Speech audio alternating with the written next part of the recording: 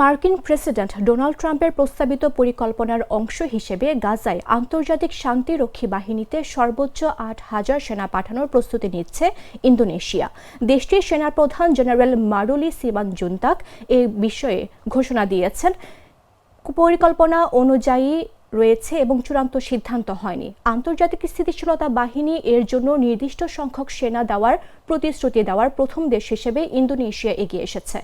ইসরায়েলের সরকারি বেতার জানিয়েছে, দক্ষিণ গাজার রাফা ও খান ইউনিসের মাঝামাঝি এলাকায় ইন্দোনেশীয় বাহিনীর জন্য ব্যারাক প্রস্তুত করা হয়েছে।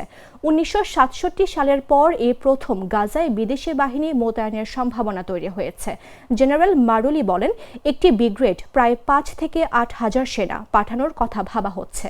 ইন্দোনেশিয়া ইঞ্জিনিয়ারিং ও স্বাস্থ্য ইউনিট প্রস্তুত করছে। ট্রাম্পের পরিকল্পনায় গাজায় অন্তর্বর্তী প্রশাসন গঠন ও ফিলিস্তিনি পুলিশ বাহিনী মোতায়েনের প্রস্তাব রয়েছে। তবে ইসরায়েলের কট্টর ডানপন্থী আপত্তির আশঙ্কা আছে। যুদ্ধবিরতির ঘোষণার পরও সহিংসতা পুরোপুরি থামেনি। এ পরিস্থিতিতে আন্তর্জাতিক উদ্যোগের গুরুত্ব বাড়ছে।